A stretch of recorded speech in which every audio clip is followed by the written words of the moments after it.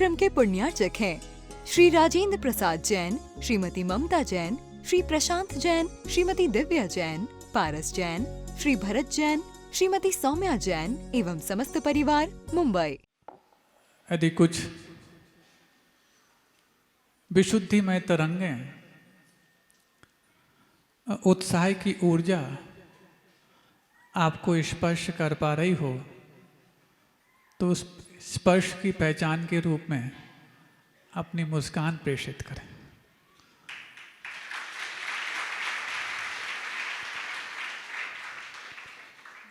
वो विशुद्धि और कहीं से नहीं, पूज्य गुरुदेव के आशीर्वाद से, पूज्य आचार्य महाराज के आशीर्वाद से और आप सबकी भावनाओं के माध्यम से कल जो एक आपके जनालय की रूपरेखा तय हुई है, कहाँ जाकर के? मोती चुनने के लिए तो सागर जाना ही पड़ता है, गोताखोरी करना ही पड़ता है। और जो विधिवत उसकी रूपरेखा तय हुई है, ये विगत दिनों आपकी जो विश्वास में भक्ति थी, उस भक्ति का ही परिणाम है कि अब आपका प्रारूप पूर्ण रूप से तय हो चुका है।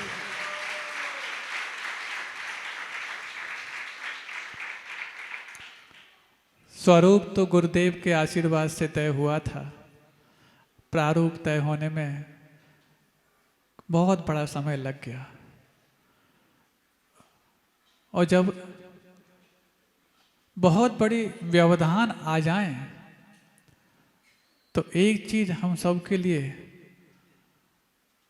योगदान देती, श्रेयान से बहुनि विघ्नानि। जितने बड़े कार्य होते हैं उतने ही बड़े व्यवधान आते हैं, और हमें लगता है व्यवधान बहुत बड़ा हो गया, इसका मतलब है कि अब तुम्हारा कार्य बहुत बड़ा होने वाला है।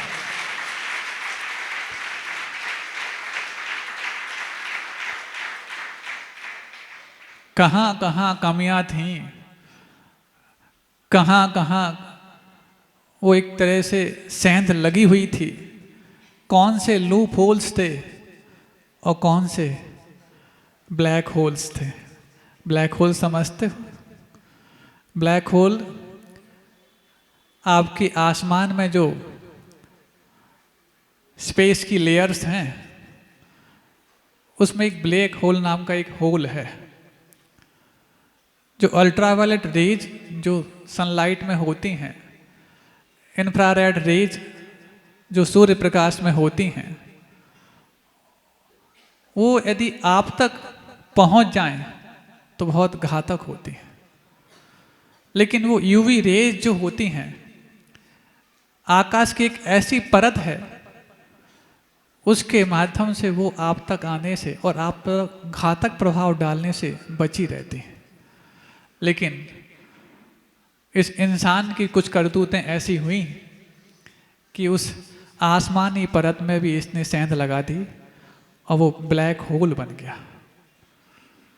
अब ब्लैक होल को ढूंढ पाना और उसको रिपेयर कर पाना कोई आम बात तो है नहीं, और आम बात ना हो तो खास परत लगाने के लिए खास प्रयत्न भी लगते हैं, और जब खास प्रयत्न करने के लिए खास अनुभवी जुड़ जाते हैं तो उस प्रयत्न को सफलता प्रदान करना बहुत आसान हो जाता है। कल ही कमेटी के लोग सुबह से लेके मेगा मैराथन मीटिंग करके वहाँ से आए हैं, और महाराज ने भी असीम वात्सल्य पूरी समाज पर लुटाया है। उपवास होते हुए भी सुबह 1-1.5 घंटे, दोपहर में 1 घंटा और फिर शाम को फिर 1 घंटा सोचो, गुरुदेव की भावना को सार्थक करने के लिए उनके शिष्यों की कितनी अंदर से, दिल से ख्वाहिश होती है। पिछले वर्ष गुरुदेव डोंगरगढ़ में भी आपके इस प्रकल्प को पूर्णता मिल जाए, कितने फिक्र करते थे। हम फक्र करते हैं ऐसे गुरुदेव पर, जो हम नाचीज के लिए भी कोई चीज मानते थे, तब तो बुला करके संकेत दिए, ऐसा ऐसा करना, ऐसा ऐसा करना।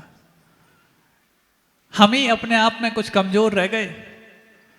गुरुदेव का आशीर्वाद तो इतना बलजोर था कि वो आशीर्वाद को सफल बनाने के लिए उनके सारे शिष्य जी जान लगा करके जुटे हुए हैं।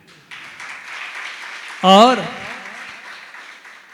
चाहे वो आचार्य भगवान समय सागर जी महाराज हों, उनके आशीष से ही तो हम तीनों महाराज यहाँ पर आए। लेकिन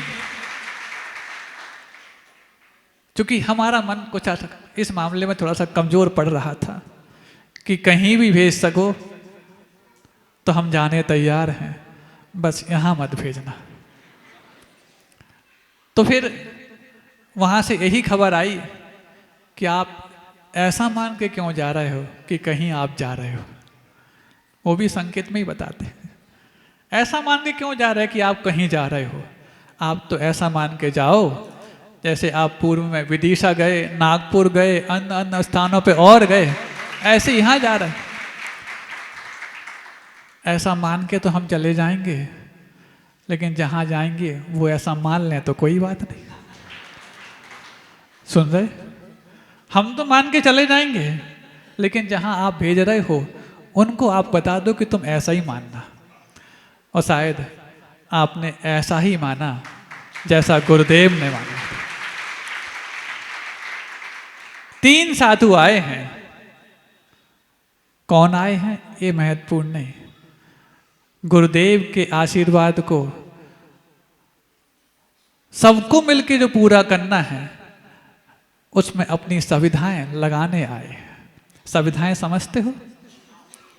जब कोई महायज्ञ होता है तो वहां पर चंदन की कुछ सुविधाएं ईंधन के रूप में लगाई जाती हैं।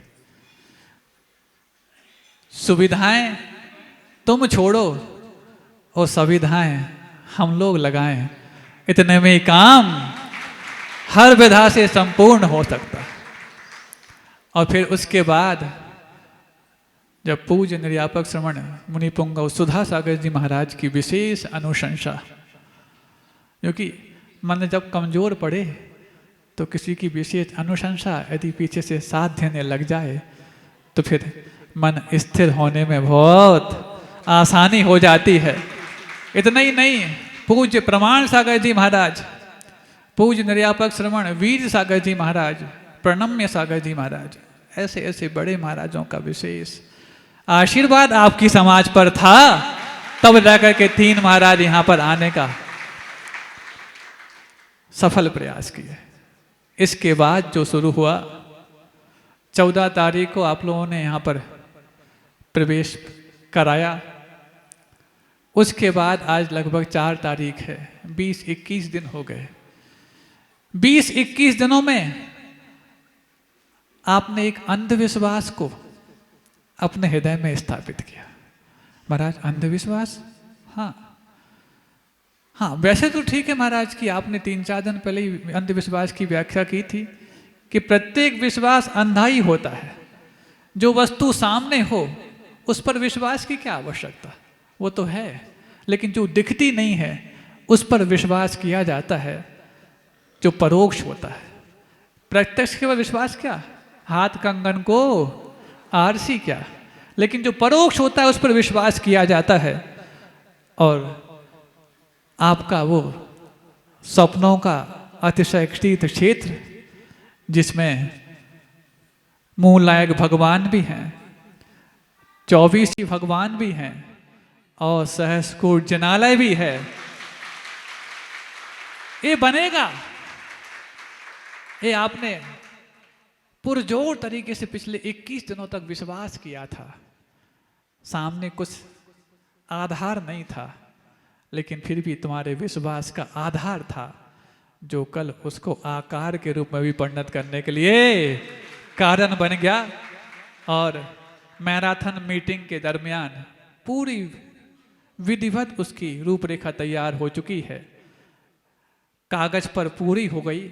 इसको होने के लिए भी कई वर्ष लग गए, अभी तक तो कागज पे भी पूरी नहीं हो पा रही थी।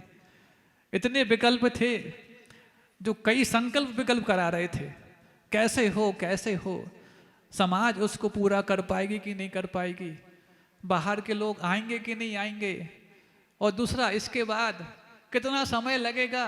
वृद्ध लोग तो यही आस लगाए, आंखों को एक कातर निगाहों से देखते हैं, हमारे सामने पूरा होगा कि नहीं होगा। अब सबको संतुष्ट हो जाना है, जब तक पूरा ना हो वृद्धों को बोल देना, जब स्वर्ग के देवता भी यहां देखने आने लग गए तो तुम्हें स्वर्ग जाने की कोई आवश्यकता नहीं। नहीं है तो वहां पर भी कहेंगे अरे तुम जल्दी क्यों कर रहे, हम वहीं आने वाले, तुम जल्दी क्यों आ गए। इसलिए ऑफ सीजन में भी जब ऑक्सीजन मिलने लग जाए तब सीजन ऐसा चलता है, ऐसा चलता है कि चाहे वो लक्ष्मी हो, चाहे वो सरस्वती हो, चाहे वो कलावती हो, तीनों को रंग भरना भी आ जाता है और अंतरंग में जीना भी आ जाता है। पिछले 2-3 दिनों से जो प्रसंग चल रहा कि 47 के पहले का भारत और 47 के बाद का भारत। 47 के पहले के भारत को हम गुलाम क्यों मानते रहे, और 47 के बाद हम आजाद हैं, क्योंकि जेलों में लोग 47 के पहले भी थे और जेलों में लोग आज भी हैं। बेड़ियां हथकड़ियां पहले भी और आज भी हैं।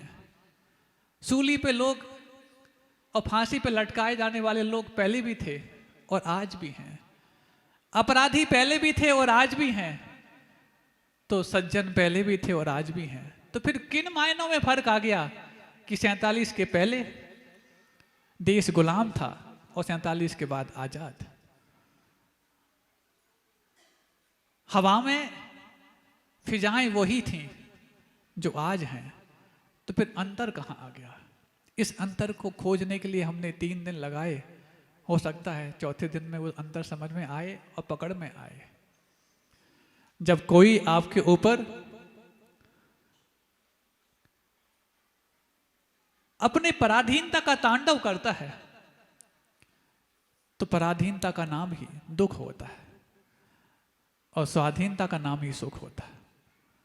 कौन सी पराधीनता और कौन सी स्वाधीनता। क्या जेलों के बाहर भी लोग उतने ही पराधीन थे जो जेलों के भीतर थे? नहीं, जेलों के भीतर और बाहर की बात नहीं है, लेकिन जो कानून थे वो तुम्हें पराधीन करने के लिए थे। कुछ कानूनों का जिक्र तो कल ही किया कि जब किसी भी पहलवान को भी धराशायी करना हो तो उसकी स्लिप डिस्क करा दो, चारों खाने चित्त हो जाता है।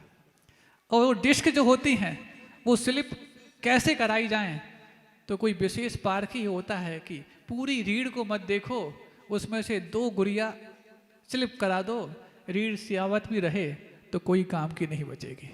और बस 2 डिस्क स्लिप करा दी, एक तुम्हारी भाषा की और एक तुम्हारी शिक्षा की। भाषा के लिए तुम पराधीन हो जाओ और शिक्षा के लिए तुम पराधीन हो जाओ। जैसे ये 2 स्लिप डिस्क हुई, भारत का वो गुरुत्व जिसको विश्व गुरु के रूप में जाना था और विश्व में गुरुता की पहलवानी करता था, वो धीरे धीरे लड़खड़ाने लगा और चारों खाने चित्त होने लगा। फिर एक चीज और लाई गई जिसके बाद तो चारों खाने चित्त हो जाना ही पड़ा, जिसको चिकित्सा बोलते हैं। और चिकित्सा के माध्यम से भी इनको इतना पराधीन कर दिया जाए कि ये भले ही अपने घरों में फावड़े से सोने की मोहरों को समेटते हों, लेकिन इनकी सारी मोहरें चिकित्सा में ही लगती चली जाएं और कंगाल साबित कर दें। ऐसे ही राज रोग आए जो आपके राज वैद्य के लिए नहीं, वहां से लाए गए चिकित्सकों के रोग जो उनके दिमाग में चलते थे, इनको ठीक करने के लिए कारण बने। आप लोग सुन रहे हैं, आज एक और नई बात आपके सामने लाना चाहते हैं। धीरे धीरे इसलिए बोल रहे हैं ताकि ड्रॉप ड्रॉप करके जब पानी जमीन में गिरता है तो पूरा एब्जॉर्ब हो जाता है। मूसलाधार भी बहाया जा सकता है, लेकिन बहाने के लिए नहीं, भीतर पहुंचाने के लिए धीरे धीरे बोला जा रहा है। तो चिकित्सा के माध्यम से एक भ्रम फैला दिया गया कि आयुर्वेद के माध्यम से जो चिकित्सा की जाती है वो तो जब तक चिकित्सा होती है तब तक तो व्यक्ति जाने की कगार पे आ जाता है। ऐसा आप लोग भी मानते होंगे। पुरखों ने आपके यहाँ औषधालय का निर्माण कराया, लेकिन कितने लोग हैं जो अपने किसी भी रोग के लिए औषधालय की शरण में पहुंचते होंगे? सबसे पहले तो पहुंचते हैं उस एलोपैथी की शरण में जो अपने हाथ में तब तक रखती है जब तक आपके हाथ में होता है, फिर उसके बाद रेफर करती है भोपाल इंदौर के लिए, फिर ऑफ रेफर होते हैं आप मुंबई दिल्ली के लिए, फिर एम्स, और फिर उसके बाद विदेश जा पाए तो ठीक है, नहीं है तो परदेश की तो टिकट कटी चुकी होती है। और जो थोड़े से पुण्यशाली रह जाते हैं, अब उनको लगता है अब हम आयुर्वेद के पास जाके पूछें। अब इतना क्रॉनिक जब आपका रोग हो गया और आयुर्वेद के पास पहुंचो तो वो अन्य डॉक्टरों की तरह मना तो नहीं करता, हाथ तो नहीं हिलाता, लेकिन आपसे हाथ मिलाता है कि देखते हैं। जिस वक्त सारे चिकित्सा के उपाय हाथ खड़े कर दिए, उस समय आयुर्वेद आपसे हाथ मिलाने के लिए तैयार है। यही तो अपूर्वजों की चिकित्सा पद्धति की बेमिसाल दास्ता है। और हुआ धीरे धीरे करके, अरे बिल्कुल immediate react, fast food, fast drive, fast life, fast treatment और फास्ट डेथ, सब फास्ट होने लग गए। बिल्कुल खाते साथ ही आराम। काय में मर्जे में तो तुरंत आराम दिखे, लेकिन मरीज हाय राम हाय राम हाय राम करने के लिए कारण बन जाए। इस कार्यक्रम के पुण्यार्चक थे श्री राजेंद्र प्रसाद जैन, श्रीमती ममता जैन, श्री प्रशांत जैन, श्रीमती दिव्या जैन, पारस जैन, श्री भरत जैन, श्रीमती सौम्या जैन एवं समस्त परिवार, मुंबई।